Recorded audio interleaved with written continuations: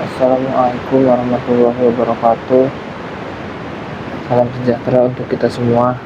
Kembali lagi membahas sertifikasi pendidik PPG bagi guru tertentu.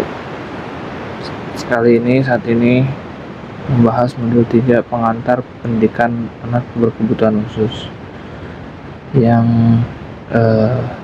topik kedua. Jadi yang topik pertama sudah semua ada di channel ini, channel Guruku Mengajar.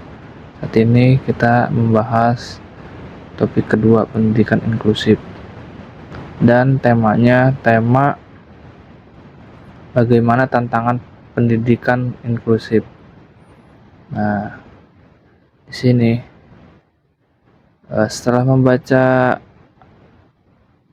artikel tentang bagaimana pendidikan inklusif membantu potensi peserta didik, Anda diminta untuk mengerjakan kegiatan berikut ini.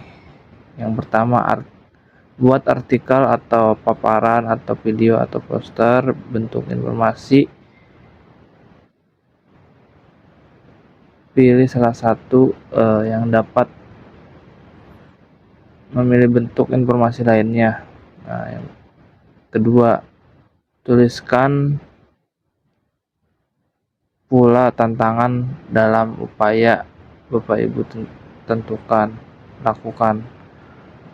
Tantangan ini tidak harus berasal dari faktor eksternal maupun tapi juga dari faktor internal. Simpan hasilnya kepada rekan sejawat Anda dan meminta pendapat mereka. Simpan dokumennya dengan baik dan dimasukkan ke Google Drive. Nah, ini saya mengenai tema ini, bagaimana tantangan pendidikan inklusif, saya membuat artikel. Jadi di sini kan disuruh membuat artikel atau paparan, video atau poster atau bentuk informasi lainnya. Jadi saya di sini membuat artikel. Ini artikel yang saya buat, mungkin Bapak Ibu menjadikan referensi. Nah, sebelum saya bahas bahas mengenai artikel ini, Bapak Ibu guru mohon dibantu untuk subscribe dan klik loncengnya untuk mendapatkan informasi seputar sertifikasi PPG bagi guru tertentu untuk Bapak Ibu ketahui. Jadi di sini saya akan memberikan video-video mengenai sertifikasi pendidik.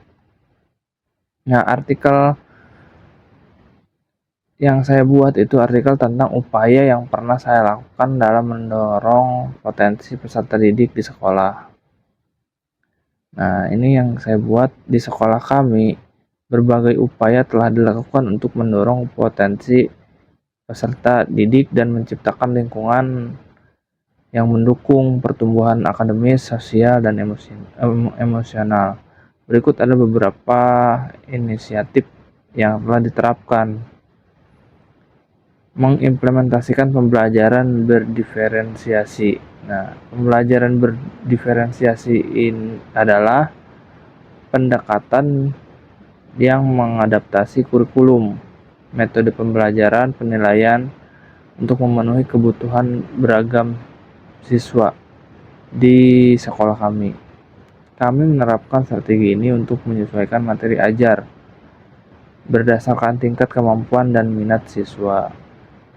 Nah, langkah-langkahnya untuk upaya untuk mendorong potensi peserta didik. Langkah yang pertama itu penilaian awal, melakukan penilaian awal untuk memahami kemampuan, minat, dan kebutuhan masing-masing siswa.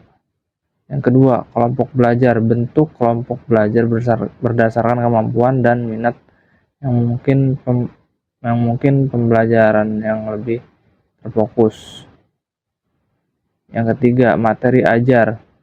Menyediakan materi ajar yang berbeda, termasuk bahan bacaan, tambahan, tugas proyek, aktivitas interaktif yang sesuai dengan tingkat kemampuan siswa.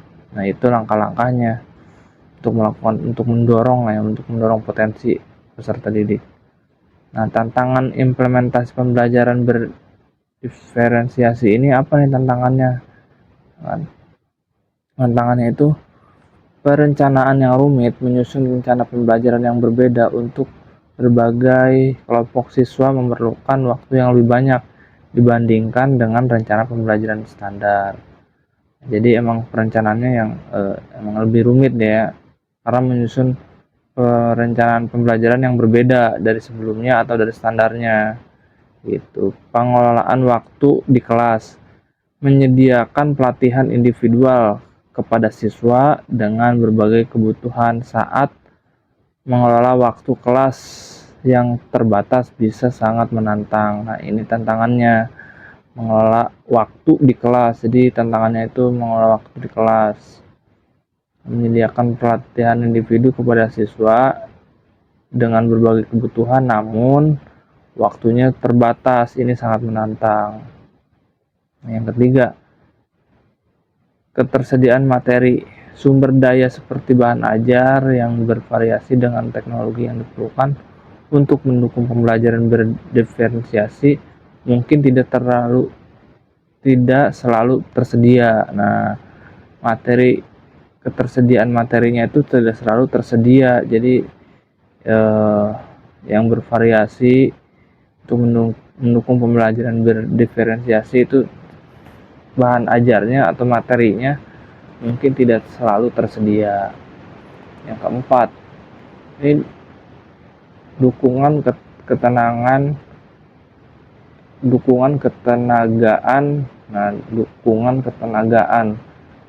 Tidak semua sekolah memiliki tenaga pengajar atau asisten yang cukup untuk membantu dalam implementasi pembelajaran berdiferensiasi. Nah, yang keempat itu tantangannya ketenagaan, dukungan ketenagaan. Jadi tidak semua sekolah mempunyai tenaga pengajar atau asisten yang cukup atau enggak guru yang cukup untuk implementasi pembelajaran berdiferensiasi. Nah, itu artikel yang saya buat untuk tugas yang bagaimana tantangan pendidikan inklusif. Nah, itu udah saya masukkan ke Google Drive. Mungkin Bapak Ibu guru bisa jadikan referensi artikel saya ini. Boleh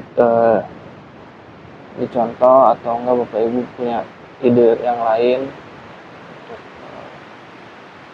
mengisi artikel atau membuat artikel ini.